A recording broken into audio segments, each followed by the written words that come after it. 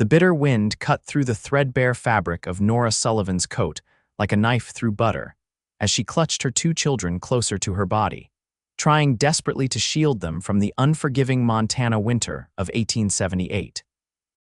Her daughter Emma, barely 5, and her son James, not yet 3, had stopped crying hours ago, a silence more terrifying than their sobs had been. "Just a little further," Nora whispered, her chapped lips cracking as she spoke.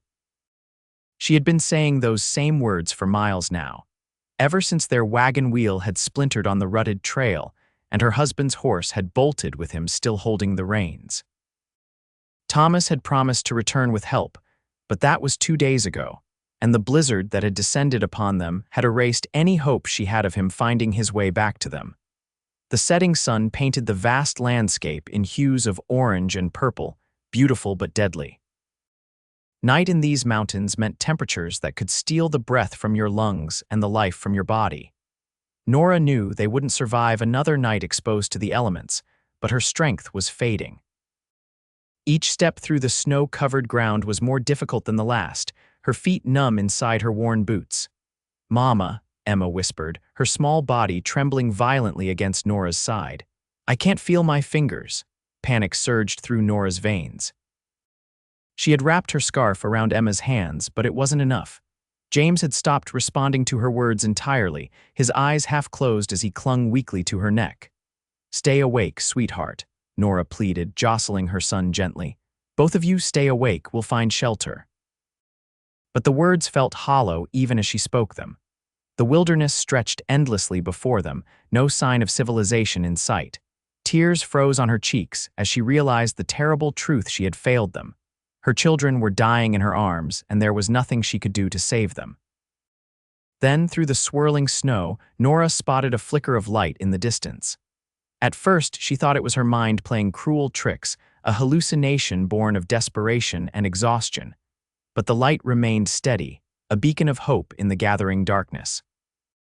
"Look," she whispered to her children, though James was too far gone to respond. "Light. There's light ahead." With renewed determination, Nora forced her frozen legs to move faster toward the distant glow. Her breath came in ragged gasps, each inhale burning her lungs with icy air. The light grew brighter, and as they drew closer, she could make out the shape of a small cabin, smoke curling from its chimney into the darkening sky. "Help," she tried to call, but her voice emerged as barely more than a whisper. "Please help us." She stumbled the last few yards, her strength finally giving out just as the cabin door swung open. A tall figure emerged, silhouetted against the warm light from within. "Good God," a deep voice exclaimed. "What in tarnation?" Nora collapsed to her knees in the snow, still clutching her children to her chest. "My children," she managed to say, her voice breaking. "Please help my children."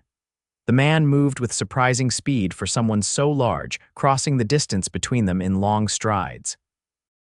Without hesitation, he scooped James from her arms, then reached for Emma. "They're freezing," he said, his voice tight with concern.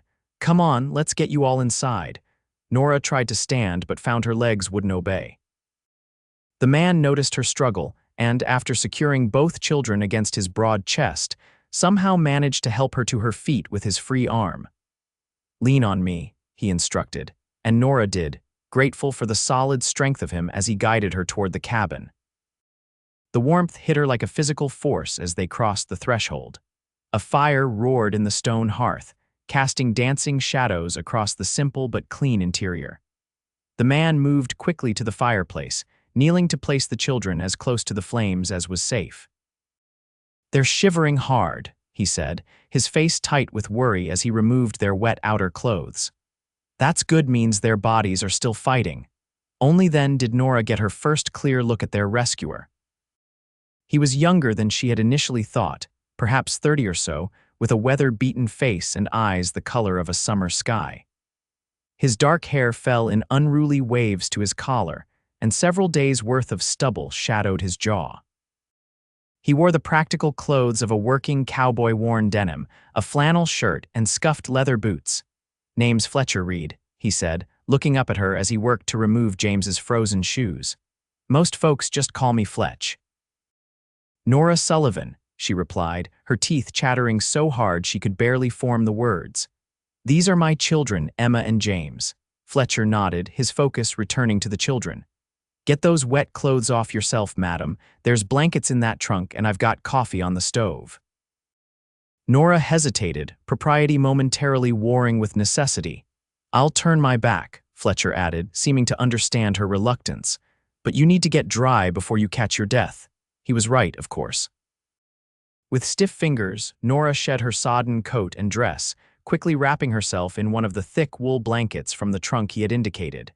The fabric smelled of pine and wood smoke, a clean, comforting scent. I'm decent, she said after a moment. Fletcher turned back to her, relief visible on his face as he noted the children's shivering had intensified. That's a good sign, he explained, nodding toward Emma and James, who were now both awake and crying softly. Bodies warming up enough to shiver properly. He moved to the stove and poured coffee into a tin mug, adding a generous spoonful of honey before handing it to Nora. Drink this. It'll help warm you from the inside.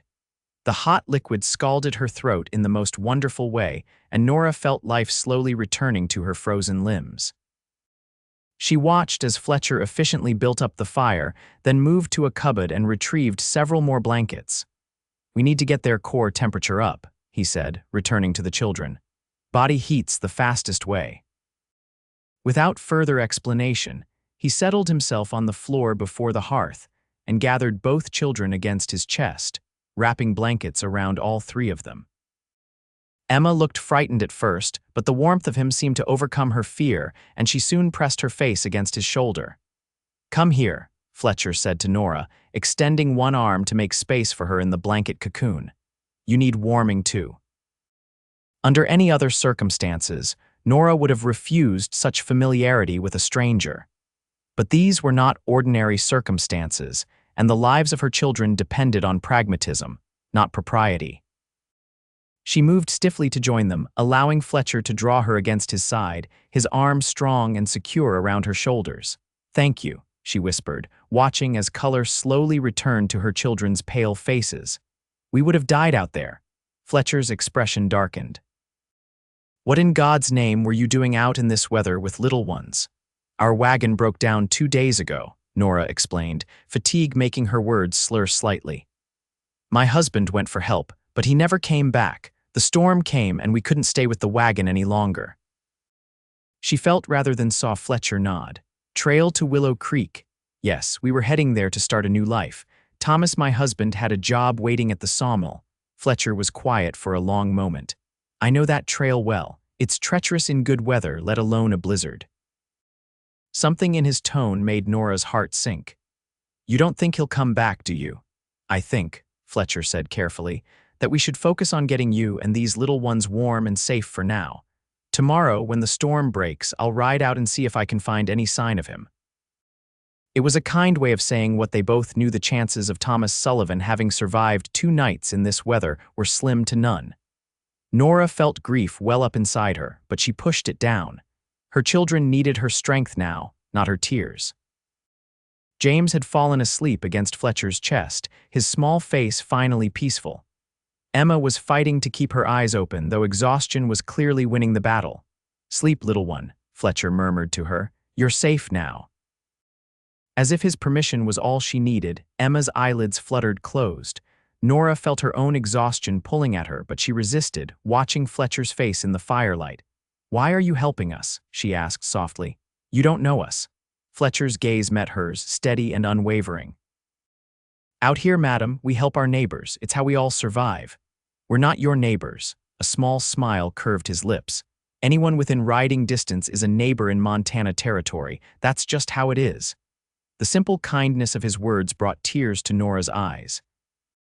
After days of terror and desperation, the safety of this cabin and this stranger's compassion overwhelmed her. Rest, Fletcher said, his voice gentle. You're all safe now. Nora wanted to thank him again, but exhaustion finally claimed her, and she drifted into sleep, her head coming to rest against his shoulder. Fletcher Reid sat motionless by the fire, holding the sleeping family close as the wind howled outside his cabin. He hadn't expected company tonight, hadn't expected company ever, if he was being honest with himself. After 5 years alone in this mountain valley, he'd grown accustomed to solitude. Yet here they were, a beautiful woman and her 2 children, quite literally blown into his life by the cruel Montana winter. He looked down at Nora's face, peaceful now in sleep, and felt something stir within him that he'd thought long dead, a protective instinct, yes, but something more as well. Foolishness, he whispered to himself, careful not to wake them. These people needed his help, nothing more. Once the storm passed, he'd help them get to Willow Creek, and that would be the end of it. But as the fire crackled and the snow continued to fall outside, Fletcher found himself hoping, for the first time in years, that the storm might last just a little longer. Morning arrived with blinding brightness, as sunlight reflected off the pristine snow outside. Fletcher had managed to extricate himself from the sleeping family to add wood to the fire and prepare breakfast. The smell of coffee and frying bacon now filled the small cabin.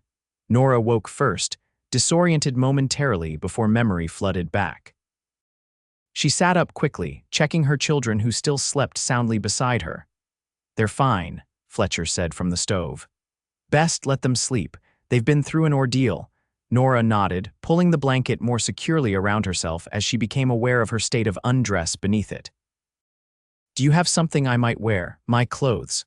"Already hanging to dry," Fletcher replied, nodding toward the hearth where her dress and coat were indeed steaming slightly in the heat from the fire. "But I put some of my things on the chair there. They'll be too big, but they're clean and dry." Nora glanced at the neatly folded clothes on the chair nearby, a flannel shirt and what appeared to be work trousers.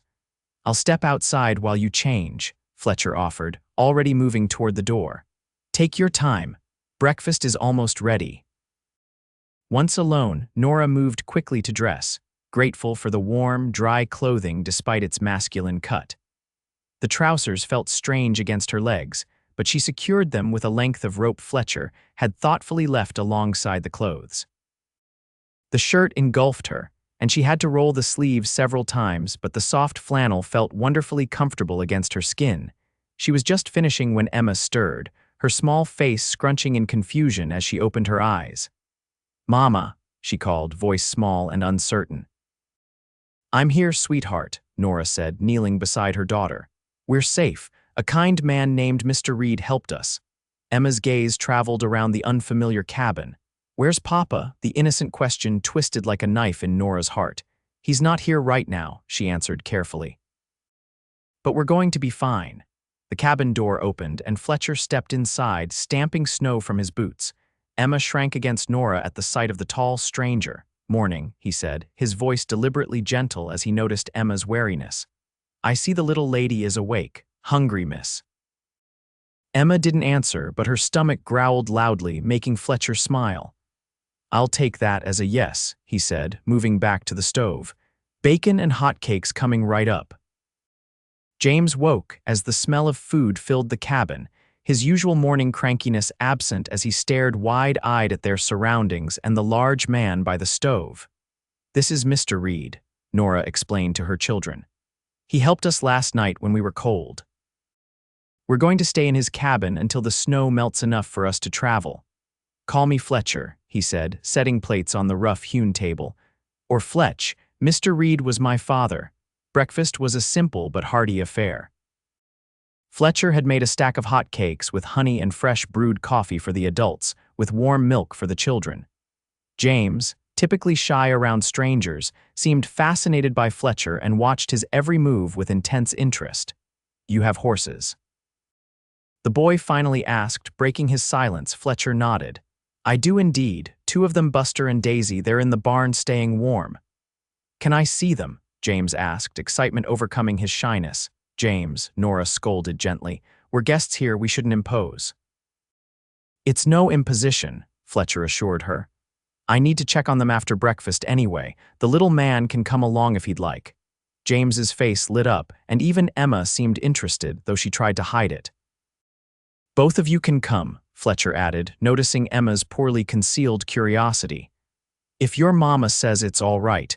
Nora hesitated, then nodded. "That would be fine, thank you." After breakfast, Fletcher found some old woolen socks that the children could wear inside his spare boots, comically large on them but better than their own still damp footwear. He wrapped them in blankets, then lifted one child under each arm, making them giggle despite themselves. "We'll be back soon," he told Nora. "Rest while you can."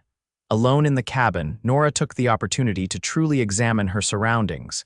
The space was simple but meticulously maintained. A single room served as kitchen, dining area, and sleeping quarters, with the stone fireplace dominating one wall.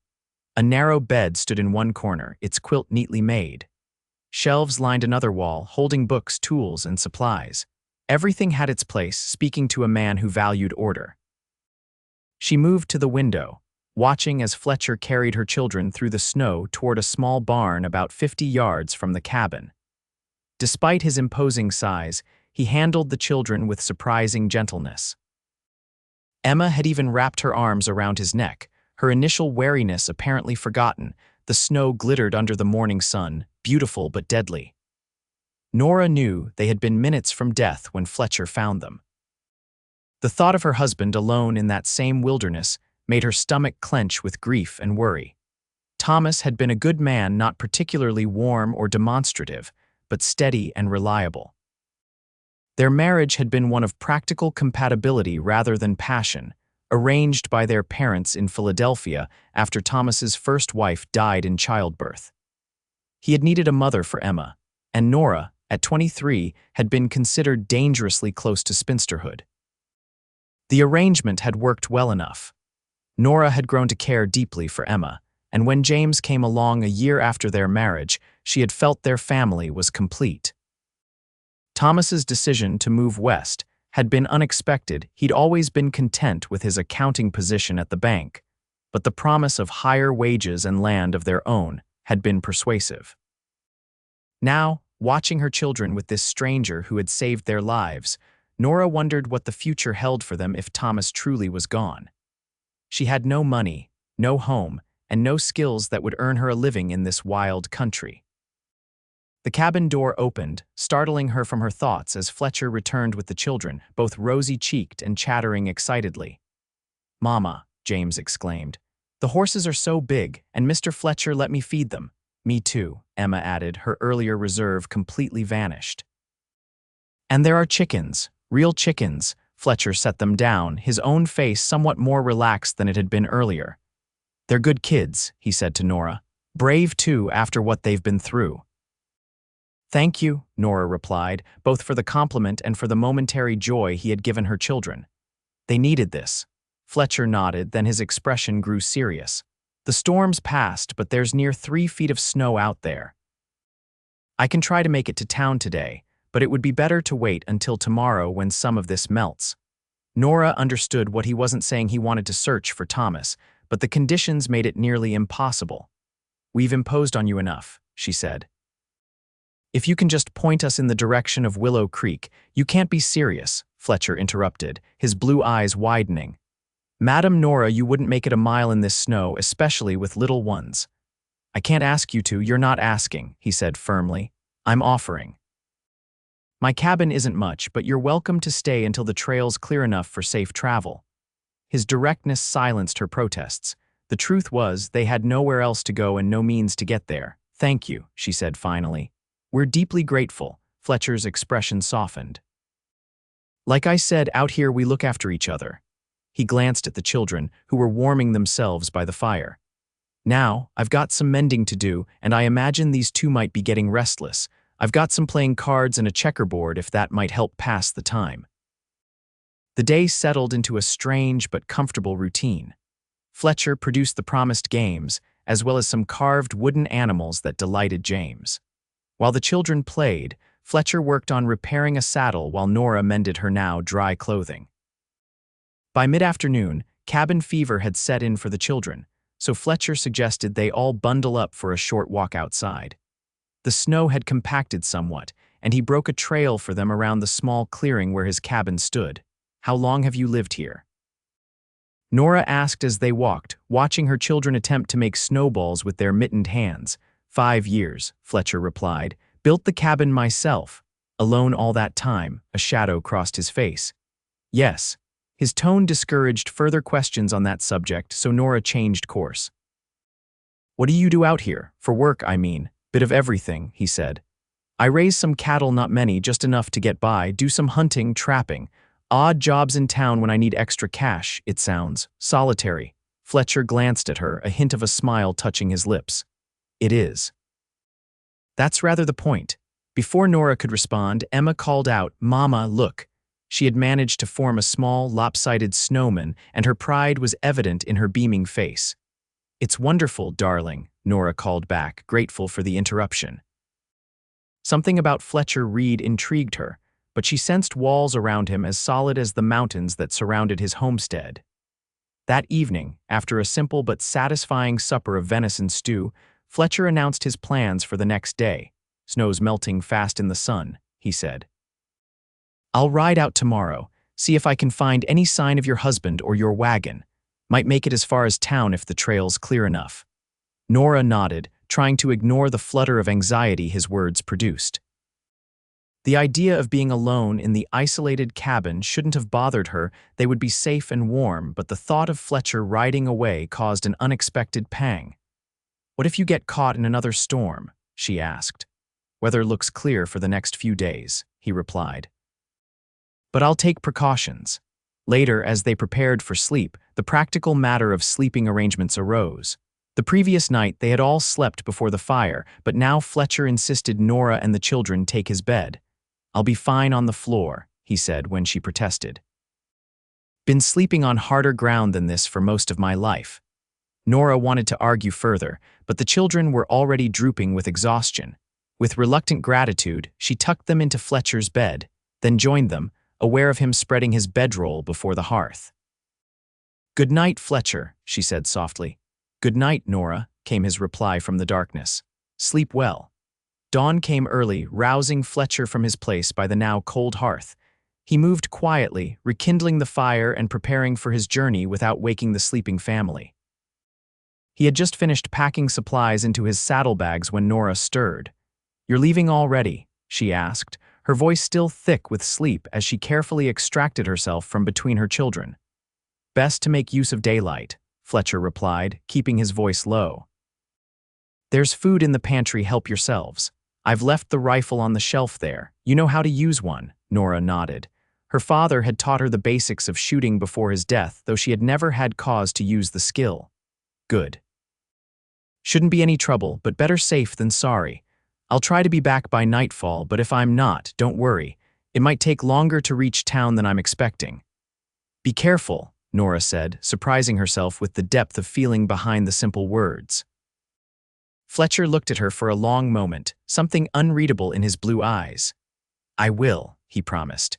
Then, with a nod, he was gone, the door closing firmly behind him. Nora moved to the window, watching as he made his way to the barn. A few minutes later, he emerged mounted on a sturdy chestnut horse. He looked up at the cabin once, raising his hand in farewell, before turning the horse toward the trail and disappearing into the trees. The day stretched endlessly before Nora and the children. Without Fletcher's steady presence, the cabin felt different, not unwelcoming, but somehow emptier than its physical dimensions would suggest. She kept the children occupied with games and stories, but found her own thoughts repeatedly drifting to the cabin's owner.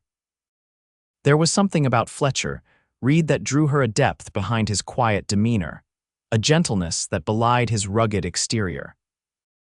He was unlike any man she had known in Philadelphia, and certainly different from Thomas, whose emotions had always been carefully controlled, his passion reserved for ledger books and business prospects.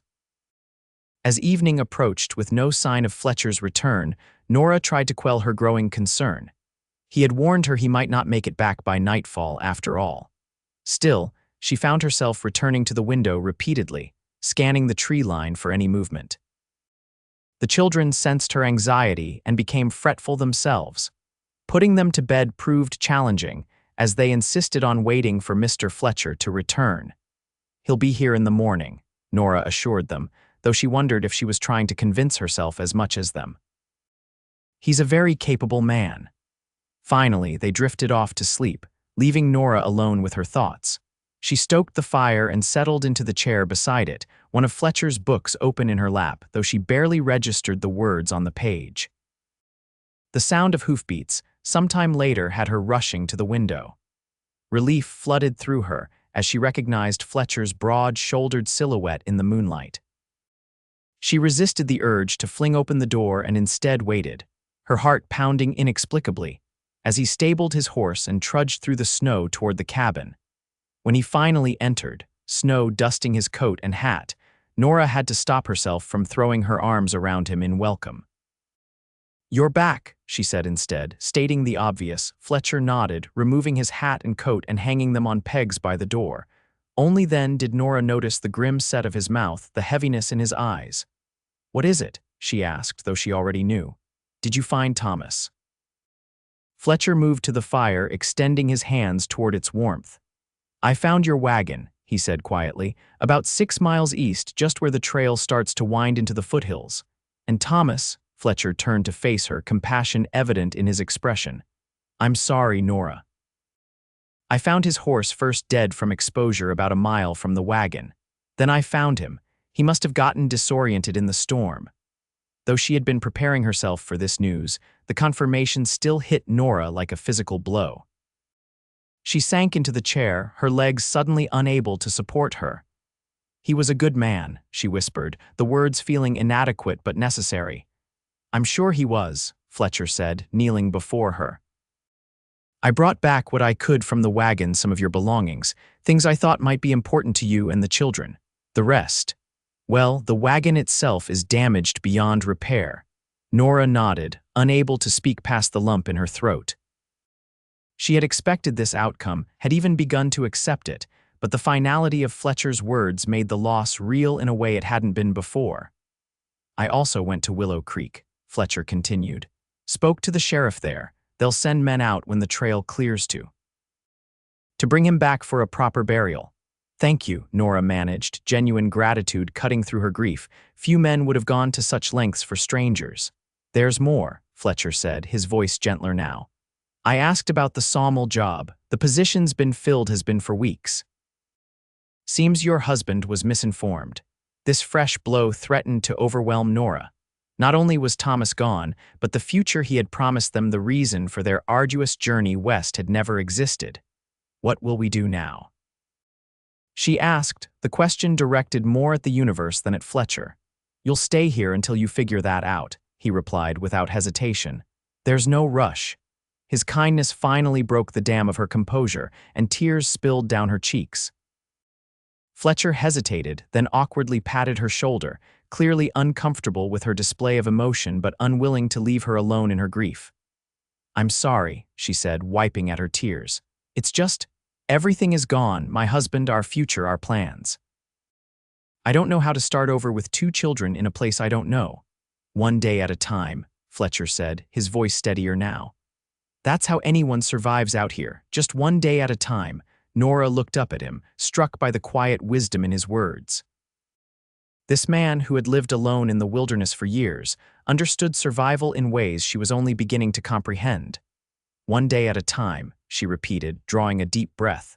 "Starting tomorrow," Fletcher nodded, a hint of approval in his eyes. "Starting tomorrow," he agreed. But tomorrow brought fresh challenges. Telling the children about their father's death was the most difficult thing Nora had ever done. Emma, old enough to understand what death meant, cried inconsolably. James, confused and frightened by his sister's tears, clung to Nora, demanding to know when Papa would come back. Fletcher had tactfully made himself scarce during this conversation, heading out to tend to his animals. When he returned, he found Nora sitting at the table, a child on each knee, all 3 red-eyed and subdued. Without a word, he moved to the pantry and began gathering ingredients. Soon, the cabin filled with the comforting aroma of baking bread, a simple gesture, but one that somehow eased the heavy atmosphere. As days turned into a week, then 2, a routine emerged. Fletcher taught James to collect eggs from the chickens, a responsibility the boy took with utmost seriousness. Emma, recovering from her grief more quickly than Nora had expected, appointed herself Fletcher's assistant in the kitchen, watching with fascination as he prepared simple but hearty meals. Nora insisted on contributing, taking over the washing and mending, and gradually adding her own touches to the cabin, reorganizing the pantry, arranging wildflowers in a jar on the table. Small things that transformed the bachelor dwelling into something warmer. Fletcher, for his part, seemed both bewildered and pleased by the changes to his solitary existence. He was awkward with the children at first, treating them with the careful distance of someone handling fragile glass. But children have a way of wearing down adult defenses, and soon he was showing James how to whittle wood and telling Emma stories of his own childhood in Missouri. With Nora, he maintained a respectful distance, though she often caught him watching her when he thought she wouldn't notice. There was something in his gaze that made her pulse quicken, though she told herself it was simply gratitude she was feeling, not attraction. One evening, after the children were asleep, Fletcher broached the subject they had both been avoiding. "Spring's coming fast," he said, his attention seemingly focused on the knife he was sharpening. "Trail to town will be clear enough for regular travel soon." "Yes," Nora agreed, her hand stilling on the shirt she was mending one of Fletcher's, the fabric worn thin at the elbows. "I suppose we should make plans," Fletcher nodded, still not looking at her. "Sheriff in Willow Creek mentioned they're looking for a schoolteacher, said a woman with your education would be welcome." Nora looked up in surprise. "You asked about employment for me." "Seemed practical," Fletcher replied with a shrug. "Town's growing, needs educated folks." "I've never taught before," Nora said doubtfully. "I'm not sure I'd be qualified. You've been teaching your own children, haven't you? Besides, you know more than most folks around here." Not many had the advantage of an Eastern education. The idea was not without appeal. Teaching would provide a respectable living, and Willow Creek was close enough to Fletcher's homestead that the children could still see him occasionally, a thought that comforted her more than it probably should have. "I'll consider it," she said carefully. "Thank you for thinking of us." Fletcher finally looked up, his blue eyes meeting hers across the table. "I've been doing little else these past weeks," he admitted, the words seemingly surprised out of him.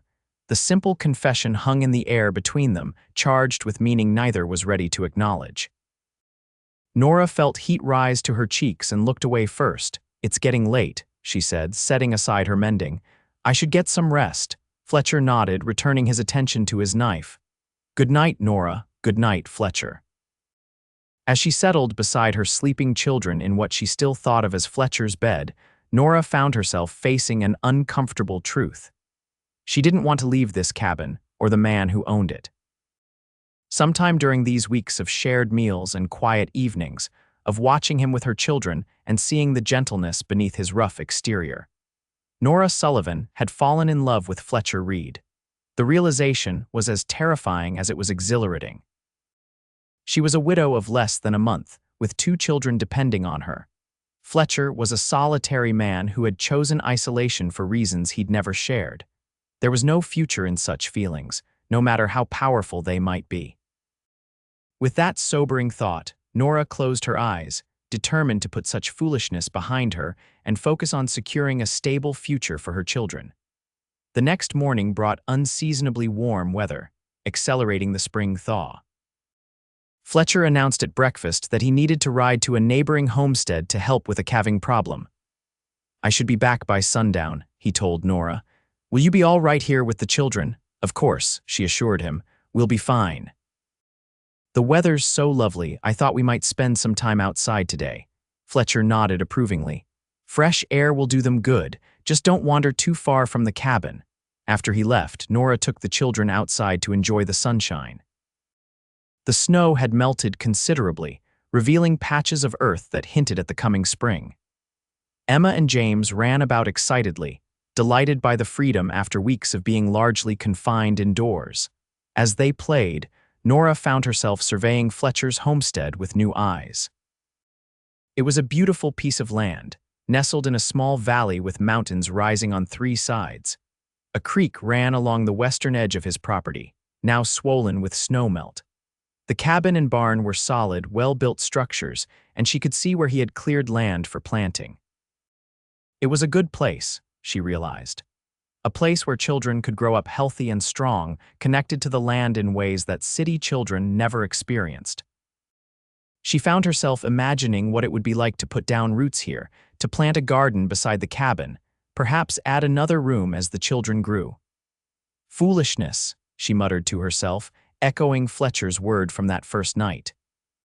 Such daydreams were dangerous, leading nowhere but to disappointment. The sound of hoofbeats pulled her from her thoughts.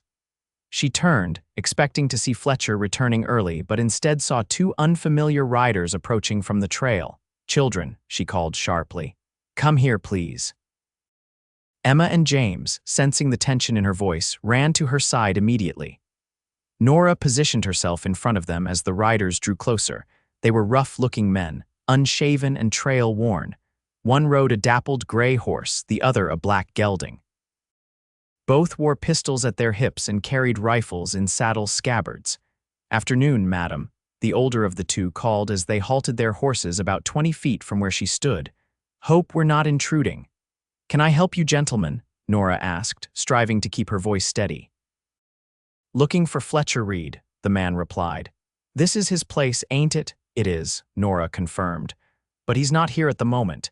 He's expected back this evening if you'd like to return then." The men exchanged glances, and something in their manner made Nora's skin prickle with unease. "Don't think we will," the younger man said, dismounting. "Been riding all day, might as well wait for him here." "As I said, he won't be back until evening," Nora repeated. "Perhaps you could leave a message." "No message," the older man said, also dismounting now. "We'll just make ourselves comfortable till he gets back. Who might you be anyway? Don't recall Fletch having a wife or young uns." "I'm a friend," Nora said, not liking the way the men were slowly advancing toward them. "Mr. Reid has been kind enough to offer us shelter temporarily." "That's so." The older man grinned, revealing tobacco-stained teeth. Fletch always did have a soft spot for strays. Something in his tone, a subtle mockery, raised Nora's hackles. She took a step backward, pushing the children behind her. "I think it would be best if you gentlemen continued on your way," she said firmly. "I'll let Mr. Reid know you called." "Now that ain't very hospitable," the younger man said, taking another step forward, "especially since we've come such a long way to see our old friend." Nora's heart raced as she calculated the distance to the cabin and the rifle Fletcher had left inside. Too far, she'd never make it before they caught her, especially with the children. "What business do you have with Mr. Reid?" she asked, buying time. "Old business," the older man replied, his hand moving casually to rest on his pistol. "Very old business." The threat was unmistakable now. Nora made a split-second decision. "Run to the barn," she whispered to Emma. "Take your brother and hide. Don't come out until you hear my voice or Mr. Fletcher's. Go now." Emma, frightened but obedient, grabbed James's hand and darted away toward the barn. The younger man started after them, but Nora stepped into his path. "Leave them be," she said, her voice stronger than she felt. "They're just children. Feisty, ain't she, Frank?" The younger man said with a laugh, "I can see why Fletch is keeping her around. Your business is with Mr. Reid, not with me or my children," Nora insisted. "They have nothing to do with whatever grievance you may have." "Maybe not," the man called Frank conceded. "But they sure make good leverage, don't they?" Fletch always was too sentimental for his own good. Understanding dawned on Nora these men meant to use her and the children to get to Fletcher. Whatever old business they had with him, it wasn't friendly. "He's done nothing to you," she said, though she had no way of knowing if this was true. Frank laughed. "Nothing? Is that what he told you? Fletch Reid has a lot to answer for, madam. 5 years we've been looking for him. 5 years since he turned on his own and left us to rot in that Montana prison while he rode away free." Shock rippled through Nora. Fletcher, a criminal. It seemed impossible. The gentle man who had saved her children, who read by firelight and carved wooden toys for James, she couldn't reconcile that person with the one these men described. "I don't believe you," she said, though doubt had crept into her voice. "Don't much care what you believe," Frank replied. "Now, why don't you call those kids back here before they catch their death out in that barn? We'll all just wait nice and comfortable for Fletch to come home." Nora raised her chin defiantly. "No," Frank's expression hardened. "Have it your way." He nodded to his companion. "Ned, go fetch those kids." As Ned moved toward the barn, Nora acted purely on instinct. She lunged at Frank, catching him by surprise and causing him to stumble backward. In the moment of confusion, she ran not toward the barn where her children hid, which would only lead Ned to them, but toward the cabin and the rifle. She heard Frank curse behind her, then the terrifying sound of a pistol being cocked. She didn't look back, just ran faster than she ever had in her life, her heart pounding in her ears. She reached the cabin door and flung it open, diving inside. The rifle was where Fletcher had left it, on the shelf by the door. She grabbed it, checked that it was loaded as her father had taught her, then positioned herself beside the window, out of direct sight but with a clear view of the yard. Frank was halfway to the cabin, his pistol drawn. Ned had changed direction and was now following Frank rather than continuing to the barn. "Come out of there, madam," Frank called. "Don't make this any harder than it needs to be." "Stay back," Nora shouted, her voice steadier than she expected. "I have a rifle and I know how to use it." Frank laughed, but he stopped advancing. "You're just making it worse for yourself. We don't want to hurt you or those kids. We just want Fletch." "Then leave," Nora replied. "Come back when he's here and settle your business with him directly." "Can't do that," Frank said, shaking his head.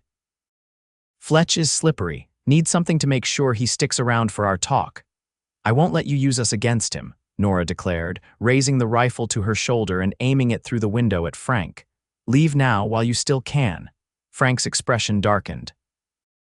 "You're making a mistake, lady. You don't know who you're dealing with." "Neither do you," Nora replied, summoning every ounce of courage she possessed. "I've buried one man I cared about this month. I won't bury another, or my children."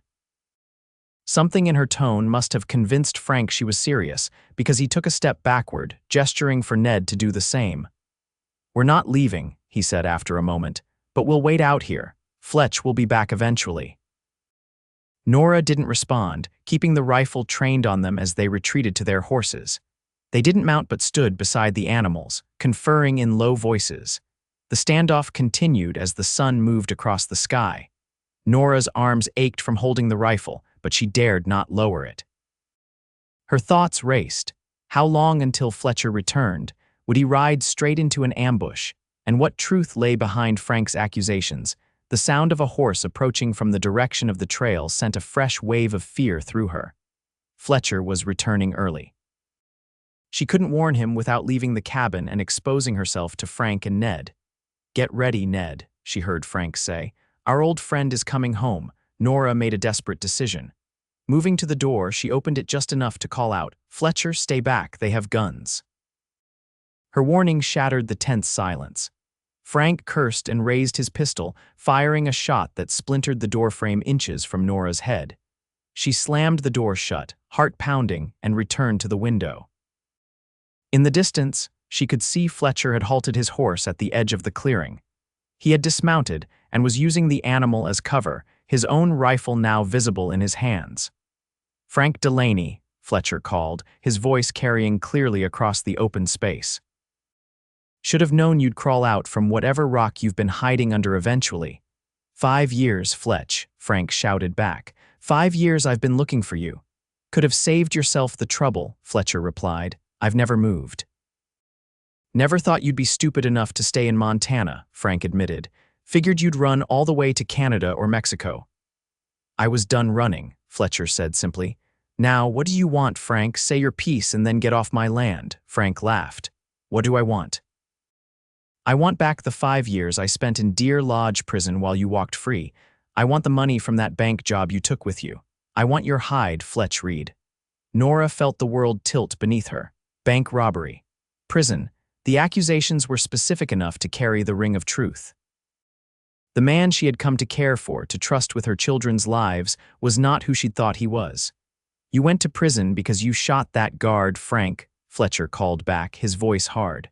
"That wasn't part of the plan, and you know it. No one was supposed to get hurt." "Plans change," Frank replied dismissively. "And partners are supposed to stick together, not turn yellow and run." "I didn't run," Fletcher said. "I turned myself in, gave back my share. Judge gave me 2 years instead of 10 because of it. I served my time, Frank. It's over." This new information hit Nora like a physical blow. Fletcher had turned himself in, served his sentence.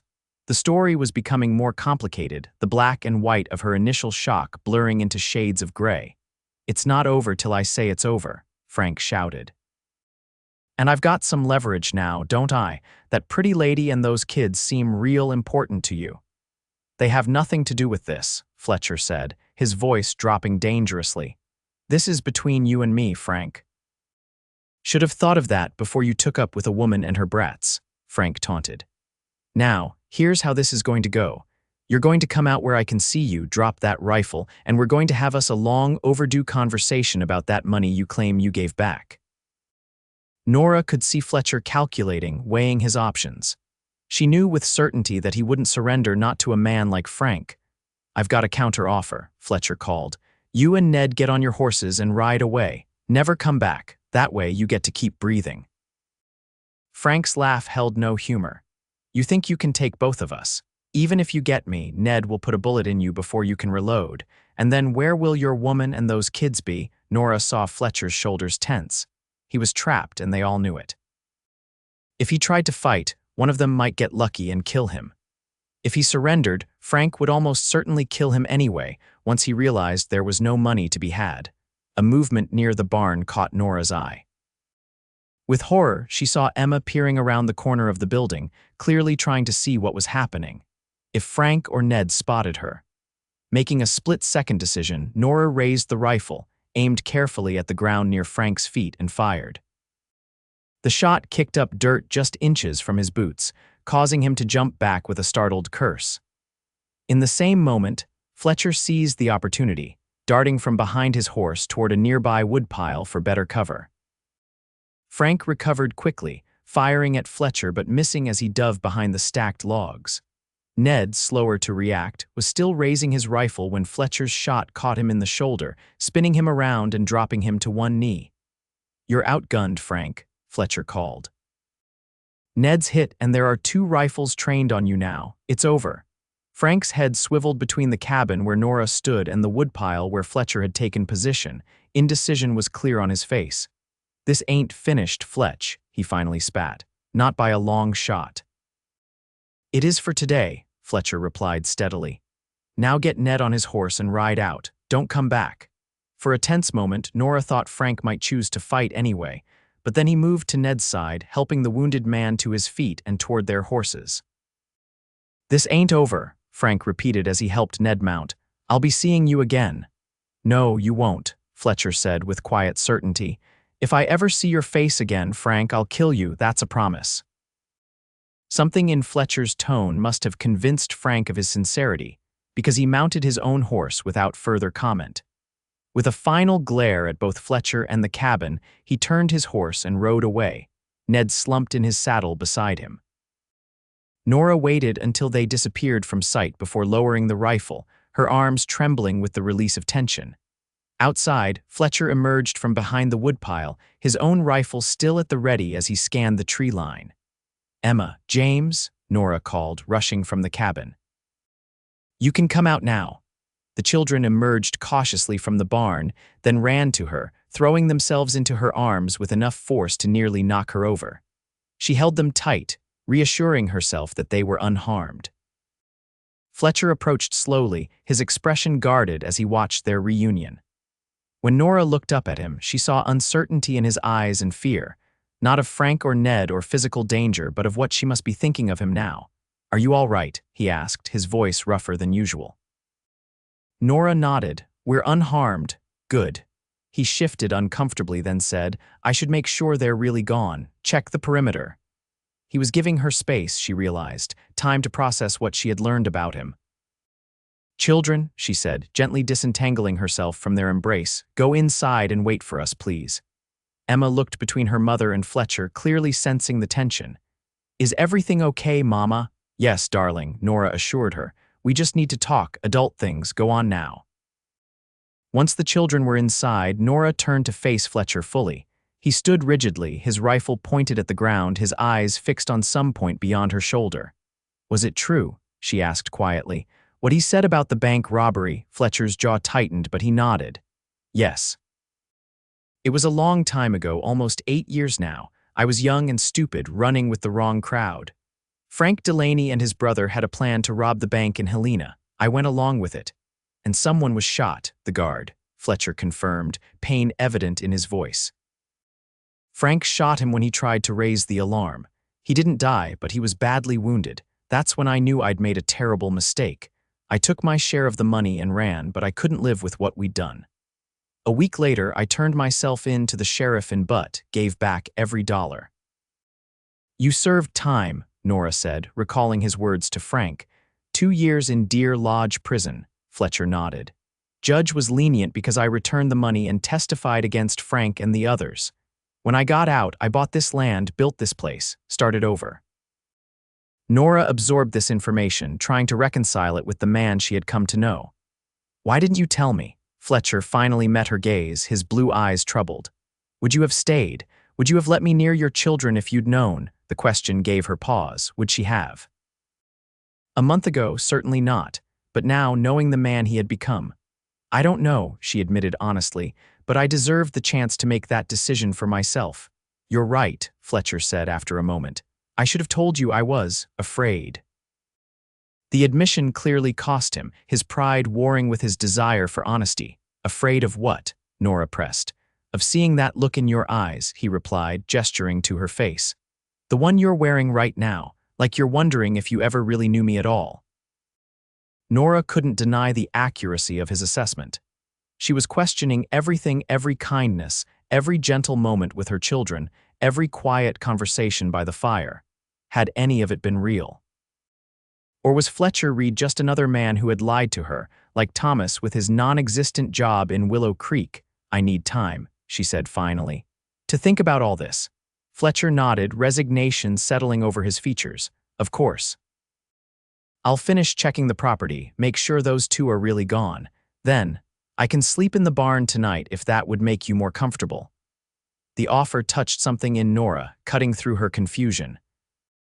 This man who had saved her children from freezing to death, who had buried her husband and sought employment for her in town, was now offering to sleep in his own barn to ease her fears. That won't be necessary, she said softly. This is your home, Fletcher. We're the guests here. Relief flickered briefly in his eyes before he nodded and turned away to begin his inspection of the property. Nora watched him go, her emotions in turmoil. She should be frightened, outraged, determined to take her children and leave at the first opportunity. Instead, she found herself remembering the way Fletcher had held James while telling him stories, the patience with which he had shown Emma how to knead bread, the respect with which he had always treated Nora herself. Those things were real, she decided. Whatever Fletcher Reid had been in the past, the man she knew now was genuine. With that thought providing some comfort, she turned and entered the cabin to reassure her anxious children. That evening was stilted and uncomfortable. Fletcher was subdued, answering the children's questions with monosyllables and avoiding Nora's gaze entirely. After a mostly silent meal, he announced he needed to check on the animals again and disappeared outside, though Nora was certain he had already completed his evening chores. Emma, perceptive as always, watched him go with a worried frown. Is Mr. Fletcher mad at us, Mama? No, darling, Nora assured her. He's just had a difficult day. Those men who came were old acquaintances of his. They were mean, James declared with the straightforward assessment of a child. I didn't like them. Neither did I, Nora agreed, smoothing his hair. But they're gone now, and they won't be coming back. She hoped that was true. Frank's parting threat had seemed genuine, but so had Fletcher's promise of lethal consequences should he return. After putting the children to bed, Nora sat by the fire, waiting for Fletcher to return. When the door finally opened, he entered cautiously, as if unsure of his welcome in his own home. They're sleeping, he asked, nodding toward the bed where the children lay. Yes, Nora replied. They were exhausted after all the excitement. Fletcher nodded, then moved to hang his coat by the door. I'll get my bedroll ready. Wait, Nora said, stopping him. Please sit with me for a moment. Hesitantly, Fletcher lowered himself into the chair opposite hers, his posture tense.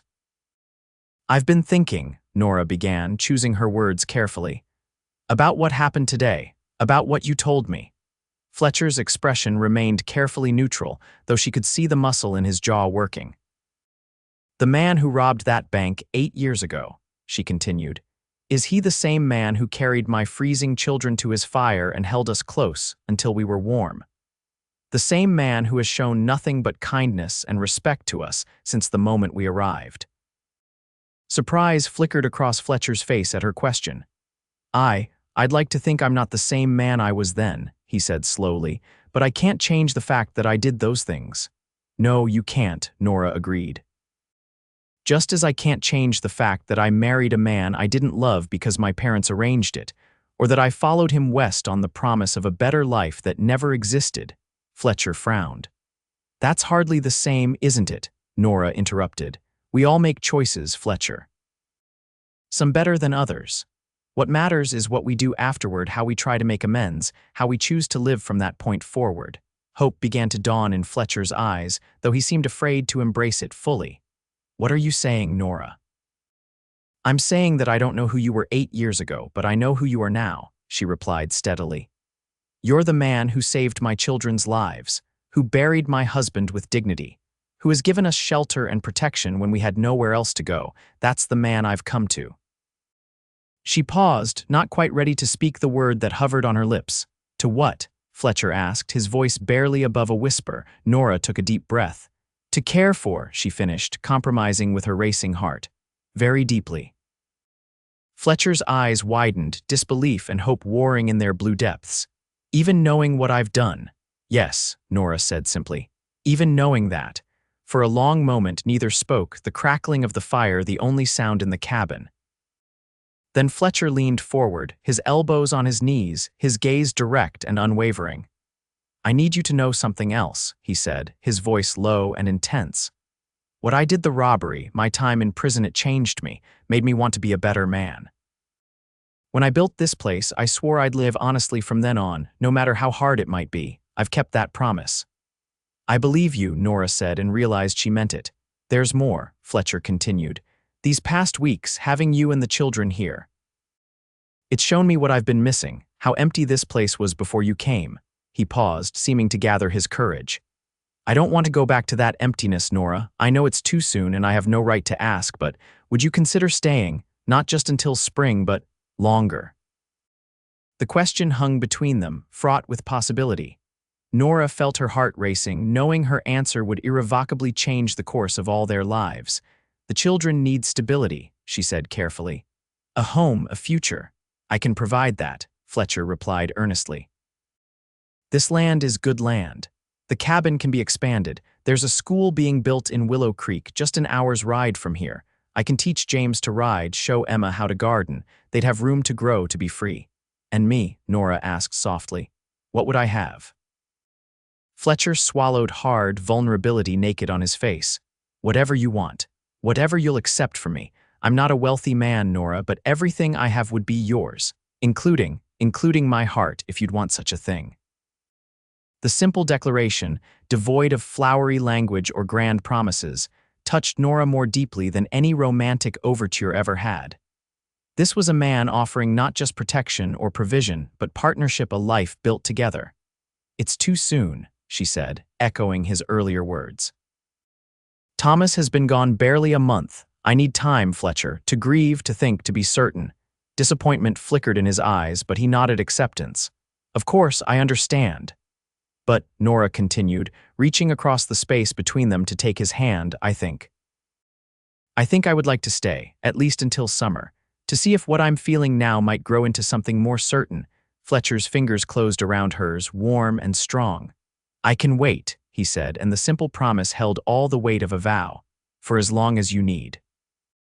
As their hands remained joined in the firelight, Nora felt something unlock within her chest, not a grand passion or overwhelming desire, but something quieter and more enduring.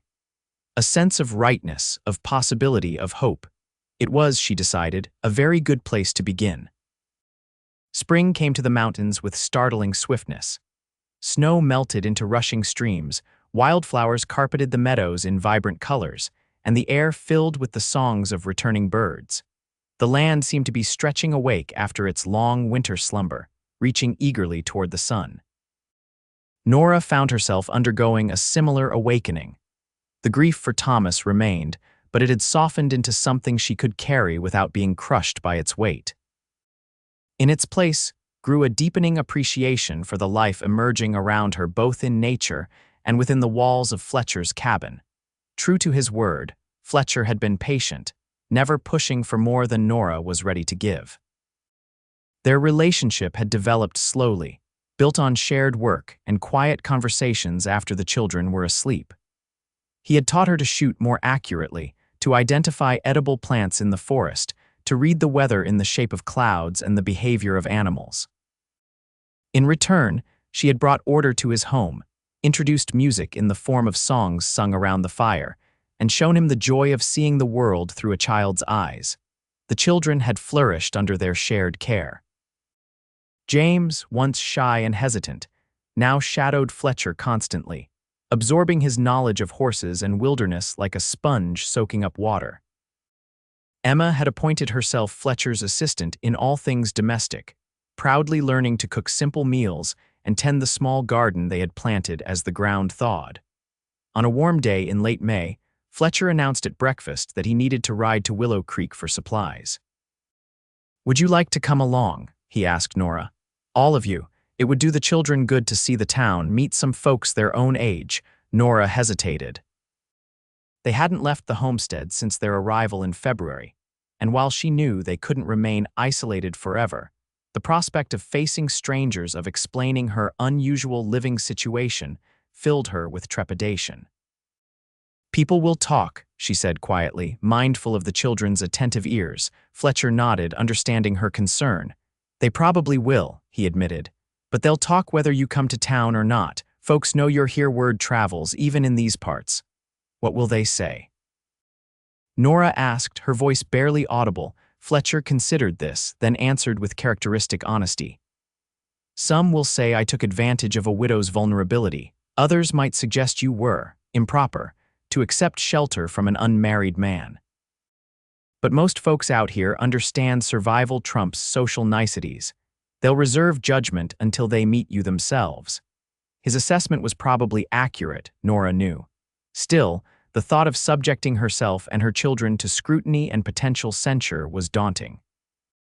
"We need to face it sometime," Fletcher added gently. "Unless you plan to hide away here forever." The question implicit in his words hung between them. Was this temporary arrangement becoming permanent? Neither had spoken of the future directly since that night by the fire, both seemingly content to let their relationship evolve naturally. "You're right," Nora decided. "We'll come with you. The children should see more of the world than just this valley." The journey to Willow Creek took just over an hour by wagon. Fletcher had repaired and reclaimed Nora's damaged wagon from the trail weeks ago, replacing the broken wheel and reinforcing the structure. Now, with both children seated between them on the bench seat, they traveled the winding mountain trail toward civilization. Willow Creek proved to be a surprisingly robust settlement, with a main street boasting a general store, a small hotel, a saloon, and various other businesses. Construction was underway on several new buildings, including the school Fletcher had mentioned. As they pulled the wagon to a stop before the general store, Nora felt eyes turning their way. Fletcher jumped down first, then lifted each child to the ground before offering his hand to Nora. The simple courtesy, performed without thought, spoke volumes about their relationship. "Fletcher Reid," a voice called. "Twice in 1 month. Town's going to start thinking you've gone social on us." The speaker was a tall, lean man with a sheriff's badge pinned to his vest. His tone was friendly, his expression curious as he approached. "Sheriff Donovan," Fletcher greeted him. "Just needed supplies." The sheriff's gaze moved to Nora and the children, one eyebrow raising in silent question. "This is Mrs. Sullivan and her children, Emma and James," Fletcher introduced them. "Mrs. Sullivan, this is Sheriff Michael Donovan." "Madam," the sheriff said, tipping his hat. "Children, welcome to Willow Creek." "Thank you," Nora replied, straightening her spine against the scrutiny she could feel from passers-by. "It's a lovely town." "Getting there," Donovan agreed. "Still rough around the edges, but we're working on it." He turned back to Fletcher. "How are things out at your place?" No more unexpected visitors. The pointed question told Nora that Fletcher had informed the sheriff about Frank and Ned's appearance. All quiet, Fletcher confirmed. I don't expect they'll be back. Good, Donovan said. Still, keep your eyes open. Men like Frank Delaney tend to hold grudges. After the sheriff moved on, Fletcher guided them into the general store. The proprietor, a rotund man with spectacles perched on his nose, looked up from his ledger as they entered. Reid, he greeted, then did a double take at the sight of Nora and the children. And company. Well, this is unexpected. Mrs. Sullivan, this is Harold Perkins, Fletcher said. He owns this establishment and knows everyone's business within 50 miles. A slight exaggeration, Perkins protested, though his curious gaze belied his words. Mrs. Sullivan, a pleasure. And these fine young ones are? My children, Emma and James, Nora replied, maintaining her composure despite the man's obvious curiosity. As Fletcher began selecting the supplies they needed, Perkins engaged Nora in conversation, skillfully extracting information about her background and circumstances. Nora provided a carefully edited version of events, emphasizing her husband's death and Fletcher's kindness in offering temporary shelter. Very generous of him, Perkins remarked, his tone suggesting he found it more than merely generous. Fletch has always kept to himself since moving here. Surprised a lot of folks when he took in strays. We're hardly strays, Mr. Perkins, Nora replied with more sharpness than she'd intended, and Mr. Reid has been nothing but a gentleman. Perkins raised his hands in a placating gesture. No offense meant, madam, just making conversation. The rest of their visit to the general store proceeded with less personal interrogation, though Nora was acutely aware of the stares and whispers as other customers entered and departed. When they finally finished their business and stepped back onto the boardwalk, she felt as if she'd survived a trial by fire. That wasn't so bad, was it? Fletcher asked as they loaded their purchases into the wagon. It was exactly as bad as I expected, Nora replied, though a small smile softened her words. Mr. Perkins all but asked if we were sharing more than just your cabin's roof. Fletcher's expression darkened. I'm sorry, I should have warned you he's the town gossip. It's fine, Nora assured him. I knew what to expect, She trailed off, unsure how to express her discomfort with being the subject of speculation. Just what? Fletcher prompted gently. I just wish people could see what I see, Nora admitted. A good man who helped a woman and her children when they needed it most. Nothing improper or scandalous about that. Fletcher's eyes warmed at her words. What people think doesn't change what's true, he said. But I understand it's harder for you, being a woman. Your reputation matters more. Before Nora could respond, a woman's voice called out, Mrs. Sullivan. Is that you? Turning, Nora saw a middle-aged woman hurrying toward them, her face alight with friendly interest. She wore a simple but well-made dress, her gray-streaked hair neatly pinned beneath a modest hat. I'm Martha Wilson, the woman introduced herself. I'm the school teacher here, or was, until we outgrew my ability to teach all ages. Sheriff Donovan mentioned you might be interested in a teaching position. Nora shot a surprised glance at Fletcher, who looked equally taken aback. I haven't made any firm decisions yet, she said carefully. Of course not, Mrs. Wilson agreed. But if you would consider it, we're desperately in need of someone with a proper education. The new school building will be finished by fall, and the town council has approved funding for a second teacher. The opportunity was exactly what Fletcher had suggested months ago, a chance for Nora to support herself and her children independently. Yet the thought of leaving the homestead, of saying goodbye to Fletcher each day, created an unexpected ache in her chest. It's very kind of you to consider me, Nora said. May I think about it and let you know? Certainly, Mrs. Wilson replied. No rush, though before August would be helpful for planning purposes. She smiled at Emma and James. And your children would be welcome students, of course. They look bright as buttons. After Mrs. Wilson departed, Fletcher helped the children back into the wagon, his movements measured, his expression unreadable. You didn't tell me you'd spoken to the sheriff about a teaching position for me, Nora said quietly as they prepared to leave town. I mentioned it in passing months ago, Fletcher replied. When I first came to report about Thomas, I didn't think he'd remember, let alone pass it along. It's a good opportunity, Nora acknowledged, watching his face carefully. It is, Fletcher agreed, his tone neutral. You'd be good at it. The children would have friends their own age, a proper education. We'd have to move to town, Nora pointed out. The trail is too long for daily travel, especially in winter. Fletcher nodded, his hands tightening on the reins. There are houses for rent, simple but adequate. Or the hotel until something suitable becomes available. Is that what you want? Nora asked directly. For us to move to town. Fletcher finally looked at her, his blue eyes troubled. What I want, he said slowly, is for you to have choices. Real choices, not just accepting the first option that came along because you were desperate. Understanding dawned on Nora. You think I've stayed with you out of necessity, not choice, haven't you? Fletcher countered. What other options have you had? Now there's a real opportunity, respectable work, a place in the community, if you still choose to. He hesitated, then continued more cautiously. If you still want to continue our arrangement after considering all your options, then I'll know it's a true choice.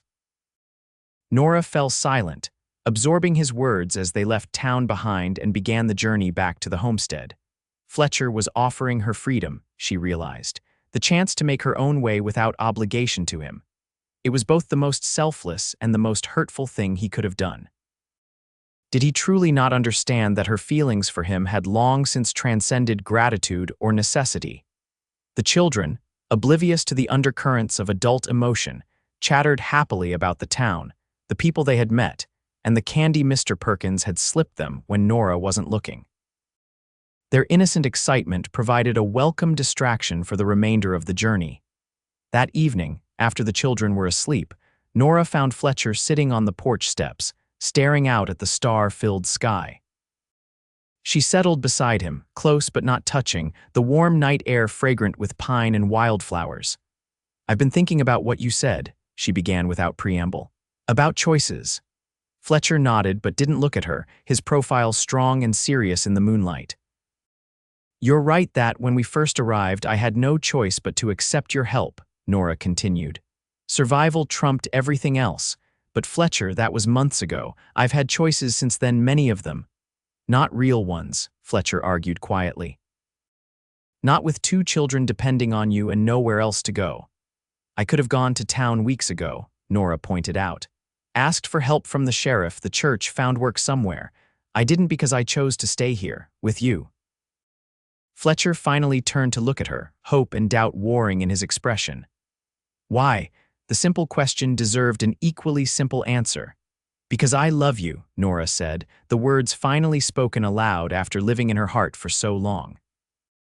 Not out of gratitude or necessity, but because of who you are, the man who holds my children when they have nightmares, who taught me to split firewood and shoot straight, who looks at me like I'm something precious instead of just useful.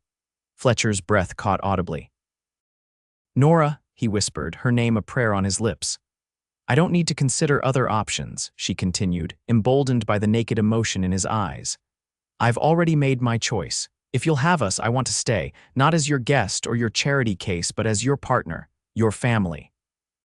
Fletcher reached for her then, his large hand cradling her cheek with exquisite gentleness. Are you sure? He asked, his voice rough with emotion. Once people in town realize you're staying permanently, there will be talk. Your reputation, my reputation, matters less to me than my happiness, Nora interrupted. And my children's, they love it here, Fletcher, they love you, and I love them, Fletcher replied without hesitation. As if they were my own. His admission brought tears to Nora's eyes. Then what's stopping us from building a life together, properly, officially? Understanding dawned in Fletcher's expression. Nora Sullivan, he said, a smile spreading across his face, are you proposing marriage to me? I suppose I am, Nora laughed, feeling suddenly light and free. Rather forward of me, isn't it? Extremely, Fletcher agreed, his smile widening. Scandalous even. Well, Nora prompted, her heart pounding. What's your answer? In response, Fletcher leaned forward and pressed his lips to hers, their first kiss, sweet and tender and full of promise. When he pulled back, his eyes shone with a joy Nora had never seen in them before. Yes, he said simply. 1,000 times yes.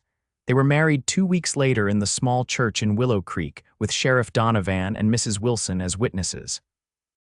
Emma served as flower girl, scattering wildflower petals before her mother with solemn dignity. James carried the rings on a small cushion, his chest puffed with importance. The ceremony was brief but meaningful, the promises exchanged with genuine emotion. When the preacher pronounced them husband and wife, Fletcher's kiss was more restrained than it had been in private, but no less heartfelt. A small reception followed at the hotel dining room, attended by the few townsfolk who had made them welcome. Mrs. Wilson had organized the gathering, her acceptance of their union helping to quell the worst of the gossip. "You've done well for yourself, Fletch," Sheriff Donovan remarked as they shared a drink. "Never thought I'd see the day you brought a wife home to that cabin of yours." "Neither did I," Fletcher admitted, his gaze finding Nora across the room where she was conversing with Martha Wilson. "Guess life has a way of surprising you when you least expect it." "That it does," Donovan agreed. "By the way, got word from the sheriff over in Helena. Frank Delaney was arrested trying to rob a stagecoach. He'll be heading back to Deer Lodge for a good long stay this time." Relief washed through Fletcher. "And Ned died of his wounds, apparently. Infection set in." Donovan studied Fletcher's face. "You don't need to worry about them anymore. Your past is just that past." "Thank you," Fletcher said, grateful for both the news and the sentiment behind it. As the celebration wound down, Fletcher collected his new family for the journey home. The children, exhausted from the excitement, fell asleep in the wagon before they were halfway back to the homestead. "Happy, Mrs. Reid?" Fletcher asked, using Nora's new name with evident pleasure. "Extremely," she replied, leaning against his shoulder as he guided the horses home. "Though I've been thinking." "About what?" "The teaching position," Nora said. "I spoke with Mrs. Wilson about it today. She said they'd be happy to have me start in the fall, just 3 days a week to begin with. We could arrange for the children to come with me on those days." Fletcher looked surprised. "You'd still want to teach. Even though you don't need to now, I think I'd enjoy it," Nora explained. "And it would be good for me to have something of my own, a way to contribute beyond the homestead. Would you mind terribly?" Fletcher considered this, then shook his head. "I wouldn't mind at all. In fact, I think it's a fine idea. You have a lot to offer those children in town." His easy acceptance warmed Nora's heart. This was the partnership she had hoped for, each supporting the other's dreams and needs. "Besides," Fletcher added with a grin, "it'll give me time to work on expanding the cabin. We're going to need more room soon, especially if our family keeps growing." Nora raised an eyebrow. "Is that a hint, Mr. Reid?" "More of a hope," Fletcher replied, his voice softening. "One day when you're ready," Nora smiled, resting her hand on his arm. "I think I'd like that very much." As they crested the final hill, the homestead came into view, golden in the setting sun. It looked different to Nora, now not just a refuge from the storm that had nearly claimed their lives, but a home. Their home. "It's beautiful," she murmured. "Yes, it is," Fletcher agreed, though his gaze was fixed on her face rather than the landscape. In that moment, with her sleeping children beside her and her husband's strong presence at her side, Nora felt a contentment she had never known before. The journey that had begun in desperation, her children shivering in the snow, a stranger carrying them to his fire, had led her to this unexpected happiness. Life in the Montana wilderness would never be easy. There would be harsh winters and difficult times ahead. But they would face them together, this family forged not by blood but by choice and love. And that, Nora decided as Fletcher guided the wagon down the final stretch of trail toward home, was the greatest blessing of all. 5 years later, on a crisp autumn day, Nora stood on the porch of their expanded cabin, watching as Fletcher taught their youngest son, Frederick, to ride his first pony. The boy, not quite 4 and the spitting image of his father, clung to the saddle with determination while Fletcher led the gentle animal in a slow circle. Emma, now 10 and growing into a thoughtful young lady, sat nearby sketching the scene in a book Fletcher had bought her on his last trip to Helena. James, 8 and all boy, was helping to build a new chicken coop, his small hands competently hammering nails under the guidance of their neighbor, Mr. Peterson. The homestead had changed dramatically in 5 years. The original cabin had been expanded to include 3 proper bedrooms, a larger kitchen, and a dedicated schoolroom where Nora taught her children on the days she wasn't teaching in town. A sturdy barn housed their growing number of livestock, and fenced fields now produced enough crops to see them through the winter with surplus to sell. They had neighbors now. 2-3 other families had settled within riding distance, drawn by Fletcher's success and the fertile land. Together they had formed a small community, sharing work and celebrations, helping each other through the inevitable hardships of frontier life. "Mama, look," Frederick called, his face alight with pride as Fletcher allowed the pony to walk unassisted for a few steps. "I'm riding." "I see you, my brave boy," Nora called back, her heart full. "You're doing wonderfully." As she watched her family, the children she had carried through that deadly blizzard, and the man who had saved them all, Nora felt the familiar surge of gratitude that still overwhelmed her at unexpected moments. What had seemed like the end of all hope, that freezing night, had instead been the beginning of a life richer than any she could have imagined. Fletcher looked up, catching her eye across the yard. 5 years of marriage had not dimmed the love in his gaze. If anything, it had deepened, tempered by shared joys and sorrows, by the daily work of building a life together. He said something to Frederick, then handed the pony's lead to Emma before crossing the yard to join Nora on the porch. "What are you thinking, looking so serious?" he asked, slipping an arm around her waist. "I was thinking about that night," Nora replied, leaning into his embrace. "The night you found us in the snow, how close we came to never having any of this." Fletcher's arm tightened around her. "I thank God every day that I heard your call," he said quietly, "that I was there to help." "So do I," Nora agreed, "though I never expected when you carried my children to your fire that I'd end up spending my life with you." "No," Fletcher teased. "I knew the moment I held you all close that night that I never wanted to let you go." "Liar," Nora laughed, nudging him with her elbow. "You were terrified of us invading your solitary existence." "Maybe for a day or two," Fletcher conceded with a grin, "but you all won me over pretty quick." Their easy banter was interrupted by Frederick's excited shout as his pony picked up speed, Emma running alongside to ensure her little brother's safety. "Should we rescue him?" Nora asked, watching as Frederick's initial confidence gave way to wide-eyed alarm at the pony's increased pace. "Give it a minute," Fletcher replied, his experienced eye assessing the situation. "Emma's got him. It's good for him to work through a little fear." Sure enough, Frederick regained his composure, his small face setting in determination as he gripped the saddle more securely.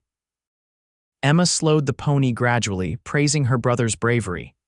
"They're good kids," Fletcher said, pride evident in his voice. "All of them." "They are," Nora agreed. "We've been blessed." As the sun began to set behind the mountains, casting long shadows across their land, Nora felt a deep sense of rightness settle over her. This place, these people, they were her world now, a world built from the ashes of desperation and loss, but no less beautiful for its difficult beginnings. Fletcher pressed a kiss to her temple, seeming to read her thoughts as he so often did. "Come on," he said, taking her hand. "Let's get these wild ones fed and settled for the night. I have plans for my wife once the children are asleep." The warmth in his eyes sent a familiar thrill through Nora. 5 years and another child later, their passion for each other remained undiminished, a steady flame that had sparked to life that cold winter night and never faded. "Plans, is it?" she teased, raising an eyebrow. "Well then, Mr. Reid, we'd better not waste any time." Hand in hand, they walked down the porch steps to gather their children, the family that had begun with a desperate mother, shivering children, and a lonely cowboy with enough compassion to open his door and eventually his heart to strangers in need. Behind them, smoke curled from the chimney of their home, promising warmth and safety for the night ahead, a promise kept through every season since that first fateful winter, and one they would continue to keep for all the seasons yet to come.